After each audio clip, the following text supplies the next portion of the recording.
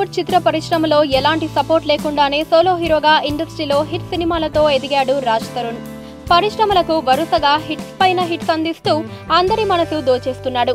అనేక రకమైన short films చేసి ఇప్పుడు ఇండస్ట్రీలో అంచెలంచెలుగా ఎదిగిపోతున్నాడు ఈ అబ్బాయి. ఉయ్యాల జంపాల, సినిమా చూపిస్తామామ, కుమారి 21F, కిట్టు ఉన్నాడు జాగ్రత్త అంటూ హిట్ సినిమాలను చేశాడు రాజ్. అయితే తాజాగా రాజ్ తరుణ్ చేస్తోన్న సినిమా అందగాడు. ఈ సినిమాలో రాజ్ అంతుడి పాత్రను పోషిస్తున్నాడట. అయితే ఈ సినిమా గురించి కొన్ని విశేషాలను మీడియాతో పంచుకున్నారు. జూన్ 2వ తేదీన ప్రేక్షకుల ముందుకు వస్తోన్న ఈ సినిమా ఖచ్చితంగా ప్రేక్షకులను ఆకట్టుకుంటుందని రాజ్ ఎంతో ధీమాతో చెప్పుకొచ్చారు.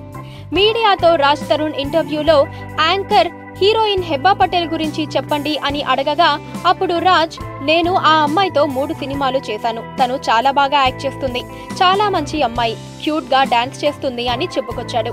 నాకు ఆ అమ్మాయితో అన్నిటిలోనూ చాలా కంఫర్ట్ గా ఉంటుంది అని చెప్పాడు.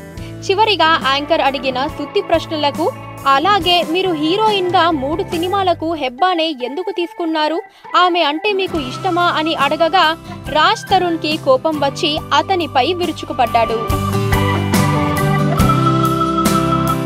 పక్కనే ఒక గంట సింబల్ కనిపిస్తుంది కదా, దాన్ని నొక్కారనుకోండి, మేం చేసే వీడియో అప్డేట్స్, నోటిఫికేషన్స్ అన్నిటితో మీ డివైస్ లో వాలిపోతాం.